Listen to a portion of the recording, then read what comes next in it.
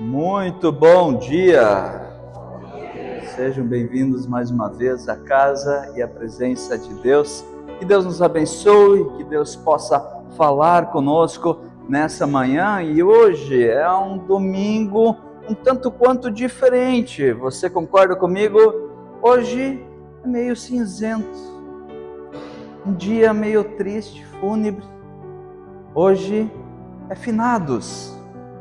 E quando a gente vem para um dia desses, vem em nossa mente, em nosso coração, a triste e a difícil tarefa de lidar com uma palavra bem pequena, mas que tem um grande impacto em nossa vida, que é o luto. Como lidar com o luto? Como agir diante de uma perda, diante do sofrimento? E será que homens e mulheres, patriarcas, passaram também pela experiência do luto? Será que as pessoas mais próximas de Deus, escolhidas por Deus, será que essas pessoas também passaram pelo cálice amargo do luto? Antes de nós adentrarmos de fato na pregação, eu convido a nós refletirmos o que significa luto.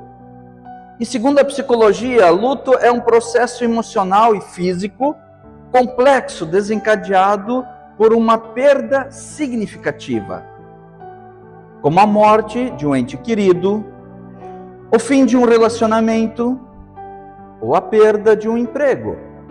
Ou seja, muitas vezes a gente olha somente para o luto num aspecto de nós perdermos um ente querido.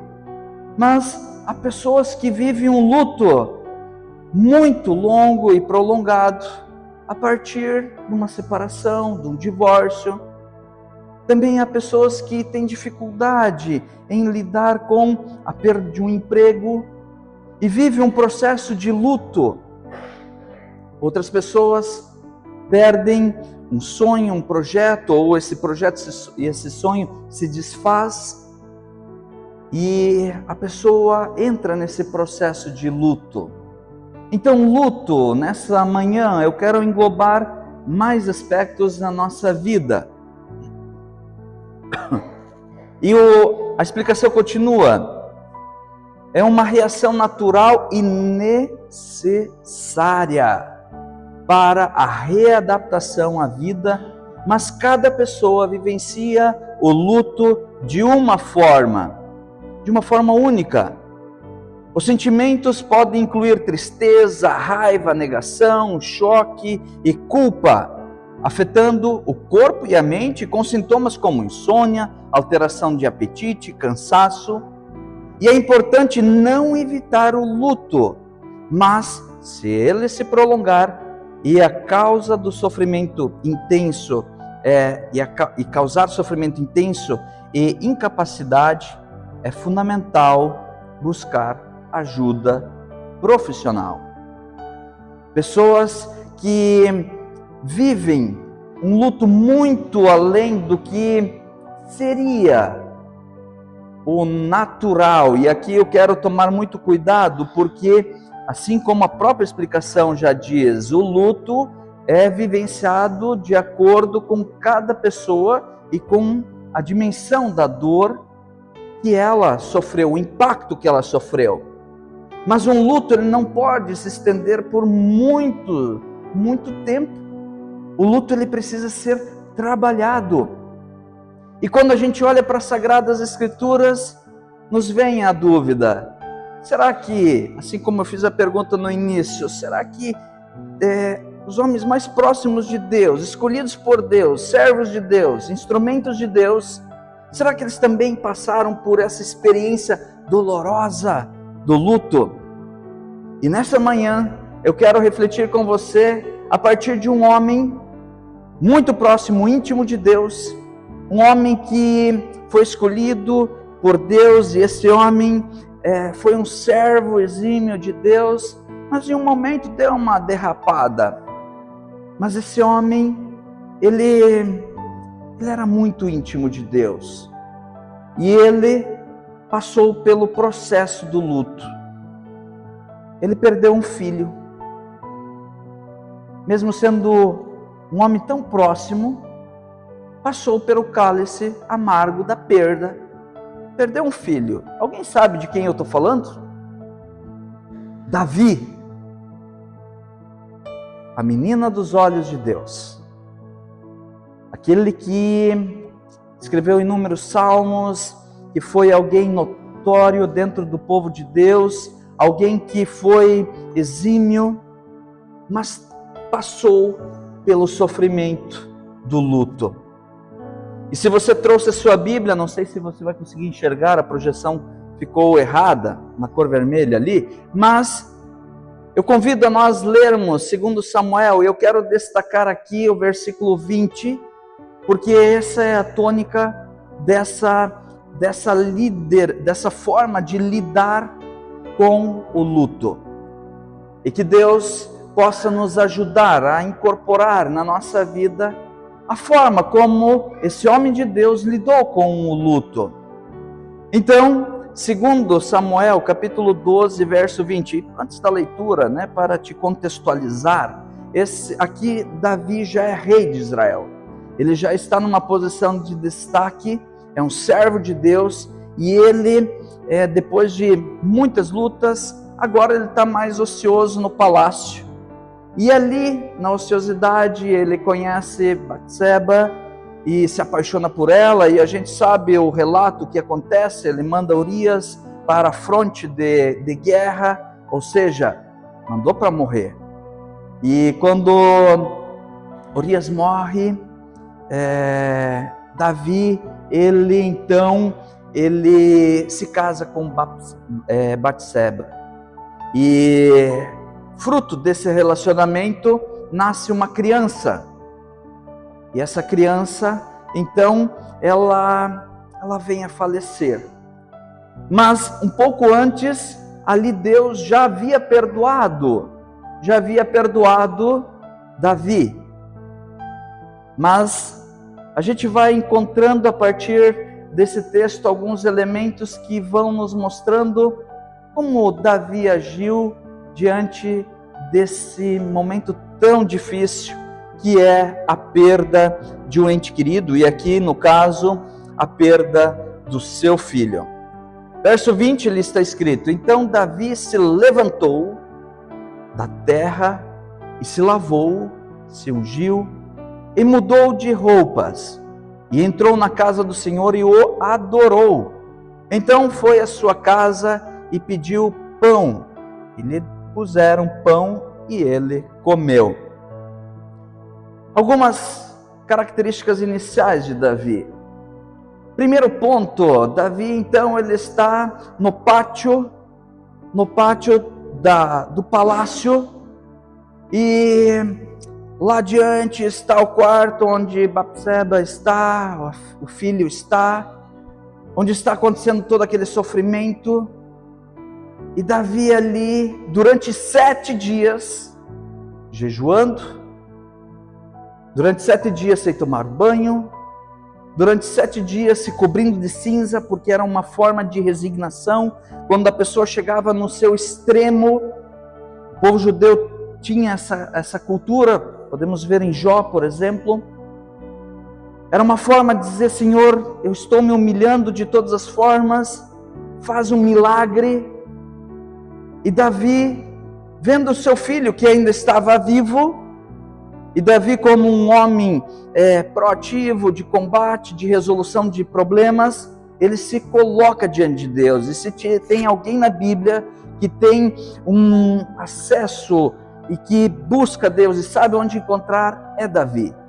E Davi então ele se coloca diante de Deus e procura um milagre, e que Deus pudesse agir em favor de Davi. Então ele jejua, ele ora constantemente, não toma banho, vive naquela situação, usando roupas de tristeza, trapos, e naquela situação. E quando a gente vai lendo o texto, a gente pensa: bom, Deus poderia dar uma cura aqui, Deus poderia salvar, afinal de contas, Deus fez tantas outras curas, com tantos outros no Antigo Testamento. Por que será que Deus não poderia agir nessa situação também? Afinal, Davi era um homem muito próximo de Deus, era um servo de Deus. Então a gente vai lendo esse relato e bate no nosso coração, Deus podia salvar. E Davi naquela situação, então ele olha para a porta onde está os guardas fazendo segurança dele e também da esposa, do filho. E de repente Davi começa a olhar e sabe aquele burburinho? Aquela situação, o semblante daqueles homens começa a mudar. E Davi naquela situação, ele toma uma atitude. A primeira atitude que ele toma, ele se levanta e ele pergunta: morreu? Meu filho morreu? E o texto vai dizendo que aqueles soldados, aqueles homens próximos de Davi, eles ficam ali, quem é que de nós vai contar? Porque durante 7 dias ele não falou com ninguém de nós. Imagina se ele surtar aqui. Ele é o rei. E o texto bíblico vai indo e Davi, ele percebeu que o pior tinha acontecido. E que a resposta que ele jamais gostaria de ouvir, e talvez assim como nós, aconteceu. Morreu. E a partir desse primeiro ponto já nos faz perceber e nos traz um ensinamento muito valioso. Diante de inúmeras situações, quantas vezes nós nos omitimos, nós não encaramos o problema, quantas vezes nós não preferimos, nós nem perguntamos para não ouvir a resposta que a gente sabe qual é. Ah, pastor, a minha esposa está meio estranha comigo, já faz um bom tempo, a gente tem uma vida meio estranha e eu nem quero perguntar para ela se ela me ama ainda, porque eu sei talvez o que vai vir. Pergunte: ah, pastor, meu filho está agindo meio estranho, está meio parecendo drogado, assim, mas eu não vou perguntar, porque eu sei a resposta. O que Davi nos ensina? Primeiro ponto é encarar, lidar com a realidade que está diante de nós. Depois, você conversa com Deus e tenta organizar a situação. O pior é você tentar varrer debaixo do tapete da vida todas essas situações e as coisas vão indo e um momento o problema vai se escancarar.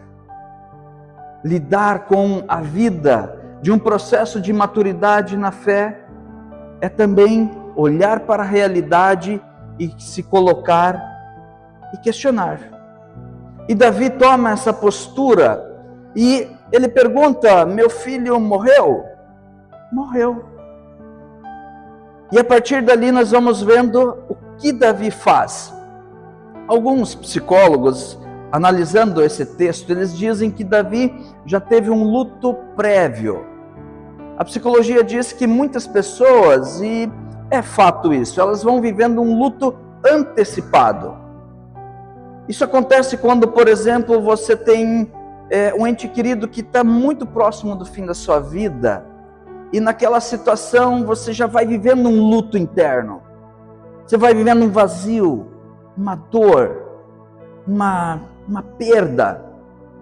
E isso não é ruim, mas se não lidado, se torna algo muito complicado. Então o luto prévio, ele é um luto que nós precisamos nos ater também. Mas aqui Davi, ele não estava vivendo esse luto prévio, porque ele estava inteiramente buscando a presença de Deus e querendo que a situação mudasse. Então, Davi, diante da morte, ele se coloca e ele pergunta, ele encara aquela realidade. E segundo ponto, ele se levanta. Na vida, em muitos momentos de dor e de sofrimento, é difícil se levantar. é difícil sair daquela situação. E Davi tinha tudo para ficar ali no meio da cinza, se lamentando, chorando, ficando naquela situação. Mas Davi faz o quê? Não. Ele se levanta. Pastor, então está me dizendo que diante de uma perda eu devo também me levantar? Sim. Mas você tem o seu tempo. Você tem o seu período de luto. Seja a perda do emprego, do relacionamento, seja qual for. Você precisa viver esse período.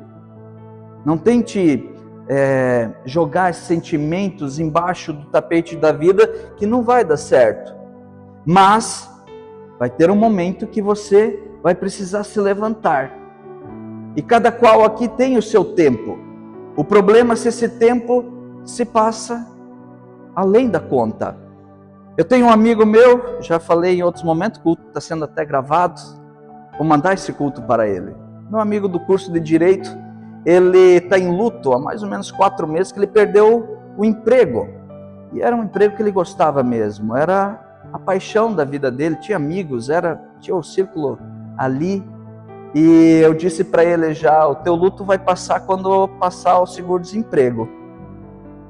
Mas cada qual tem o seu luto, tem o seu período de processar, de lidar com essas emoções e esse sentimento. E há 2 grupos de pessoas diante da perda.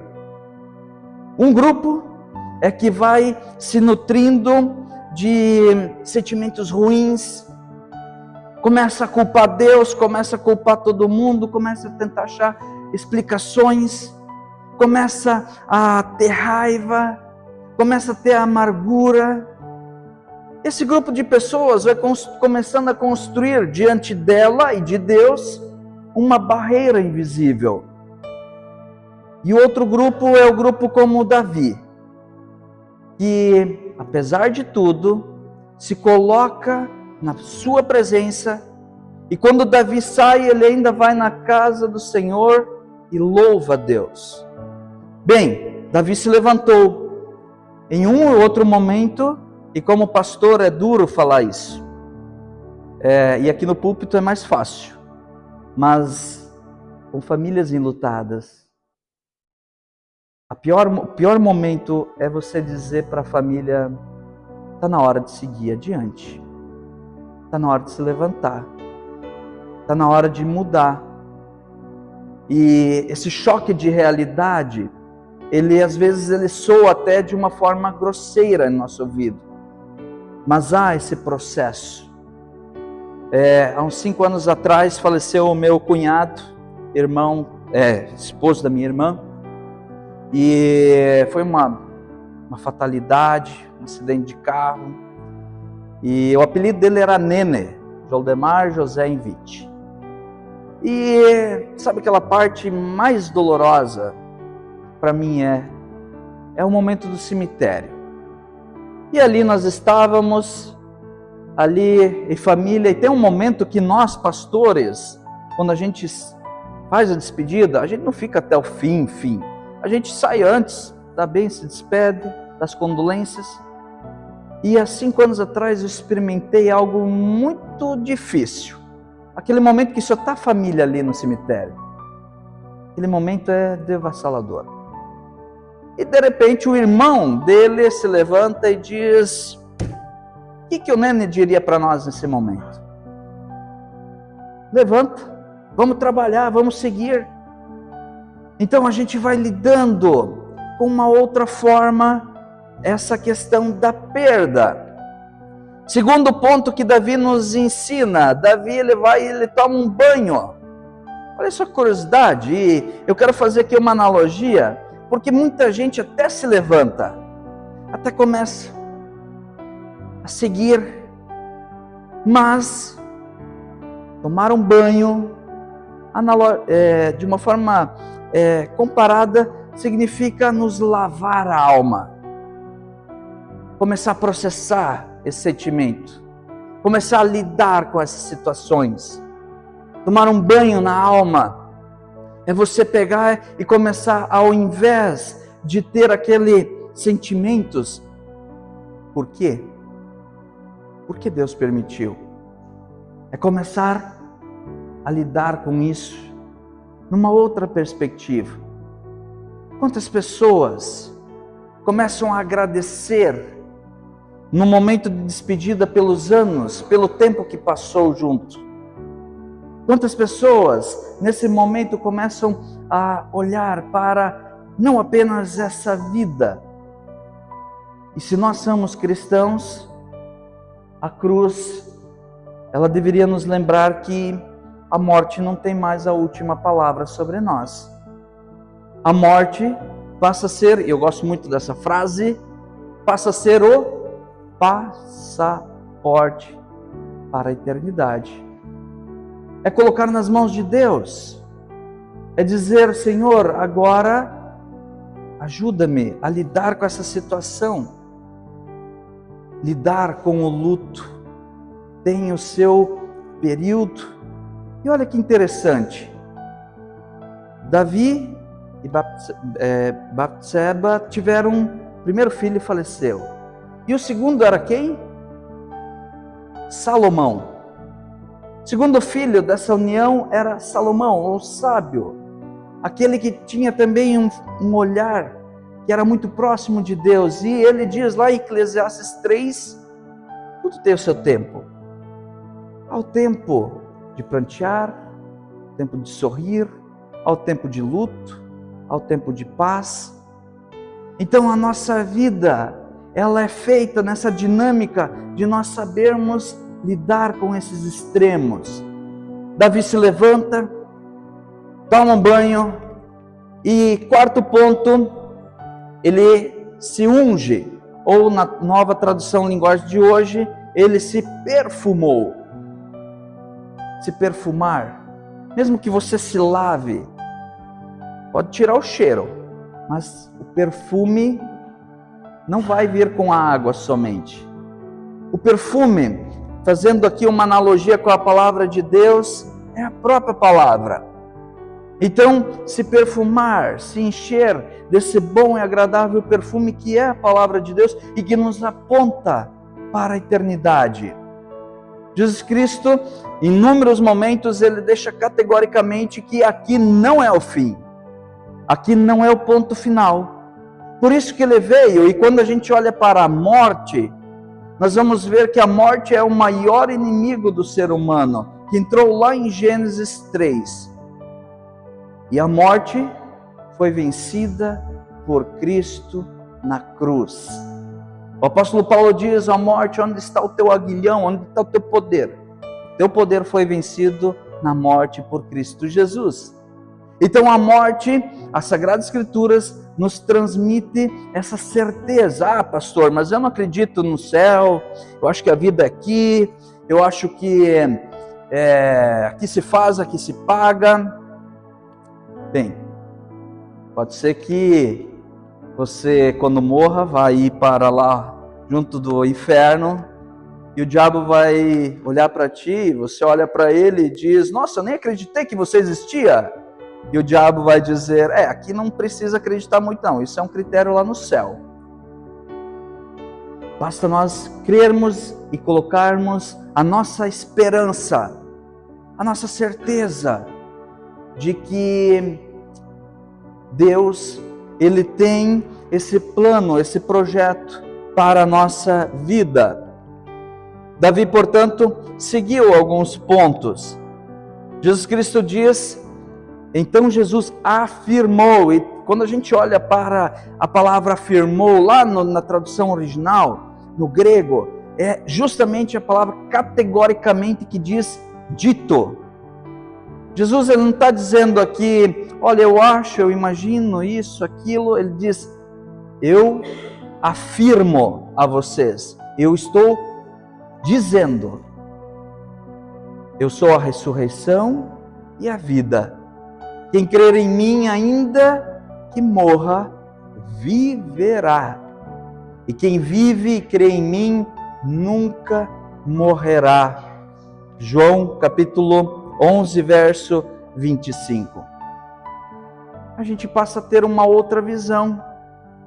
Quando meu pai faleceu, e aliás ontem ele estaria de aniversário, a gente olha para a morte não mais como um ponto que sem esperança, sem perceber que há algo além, mas a gente olha para um Deus que veio ao nosso encontro, aniquilou a morte, e por enquanto, nesse primeiro momento, nós vamos sim ter que passar por este cálice.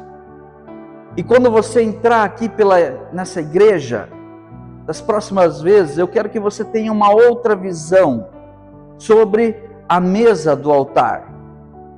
A mesa no Antigo Testamento era o lugar do sacrifício. No Novo Testamento, o sacrifício foi feito. E quando nós olhamos para a ceia do Senhor, Jesus Cristo derramou o seu sangue por nós. Para quê? Para que um dia, eu e você, se você crer, nós estaremos sentados no banquete celestial.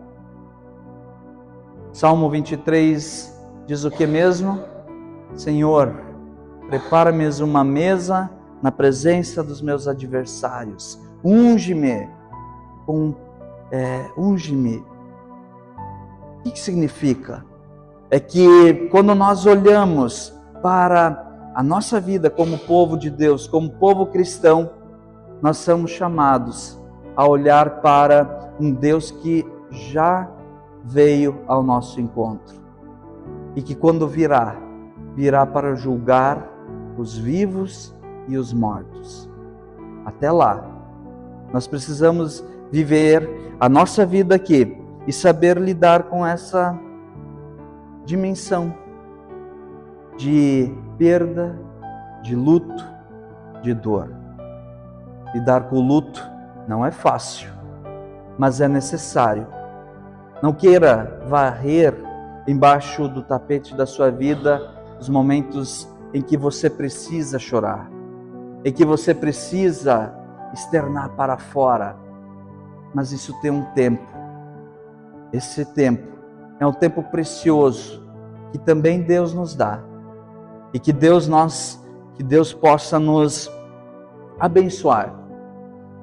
Nesse tempo, nesse dia de finados, olhando para a morte daqueles que nos antecederam de uma outra forma, com gratidão pelo tempo que Deus concedeu à pessoa em estar diante de nós. Também com gratidão porque Deus já aniquilou a morte. Com gratidão porque nós temos essa esperança viva. Que Deus te abençoe e te guarde hoje e sempre. E saiba lidar com o luto. Sozinho, busque a ajuda dos pastores. Não, às vezes é necessário ter um psicólogo. Às vezes é necessário ter um psiquiatra. E não tem problema nenhum. A nossa mente e o nosso coração, eles são complexos. Mas Deus quer que nós vivamos bem e com sabedoria até o dia do encontro final. Que Deus te abençoe e te guarde hoje e sempre. Amém.